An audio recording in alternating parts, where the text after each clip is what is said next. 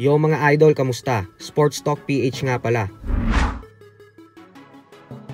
Ang banat ni Fury, pag-usapan natin yan mga idol. Ngunit bago ang lahat ay huwag kakalimutang mag-subscribe at i-click ang notification bell button for more sports talk.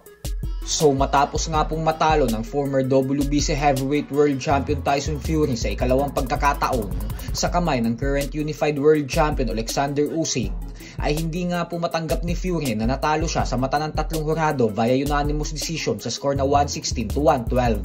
Sa post-fight press conference ay inilabas ni Fury ang kanyang pagkakadismaya sa scorecards ng tatlong judges, kung saan sinabi nito na pagkatapos umano ng laban ay sobrang kumpiyansa umano siya na sapat na ang kanyang ginawa sa buong 12 rounds upang makuha ang panalo. Kaya naman laking gulat niya umano nang si Usyk ang itinanghal bilang panalo. Dagdag pa ni Fury na sa katunayan umano ay maging sa naging unang laban nila noong buwan ng Mayo ay kumbinsido umano siya na siya din daw dapat ang panalo doon. Subalit nang dahil umano sa kapalpakan ng mga judges ay may 2 talo na daw tuloy siya ngayon sa kanyang record. Pero wala na daw siyang magagawa patungkol dito dahil madalas daw talagang mangyari ang mga ganitong klaseng dayaan sa sports ng boxing, kung saan nagiging panalo yung dapat na talo at nananakawan ng panalo yung tunay na panalo. Bukod dyan ay hanggang sa mamatay na umano siya ay daladala niya daw sa kanyang sarili ang kanyang paniniwala na tinalo niya talaga si Alexander Usyk, hindi lang isang beses kundi 2 beses. Habang si Usyk naman ay masayang-masaya sa kanyang pagkapanalo, gawa ng parang umano ito sa bansa niyang Ukraine, na alam naman nating lahat na may matinding pinagdadaanan ngayon.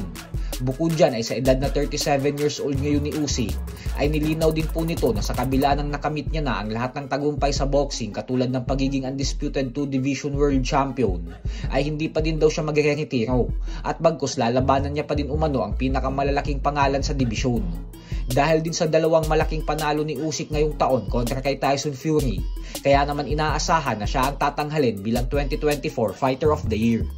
Sa kabilang banda naman mga idol ay isang napakagandang balita naman nga po para sa ating mga Pinoy boxing fans. Ito po ay dahil naging matagumpay ang ating pambato na si former world title challenger Regis Suganov sa naging laban nito kahapon lamang kontra sa dayong pambato ng Thailand na si Nantanuntong Chai. Ilang beses po itong pinabagsak ni Suganov sa mga unang bahagi pa lang ng bakbakan, hanggang sa pagpasok ng 3rd round ay dito na itinigil ng referee ang laban, gawa ng sobra-sobra ng pinsala ang tinatamo ng Thai fighter, dahilan kung bakit nakuha ni Suganov ang panalo via 3rd round technical knockout.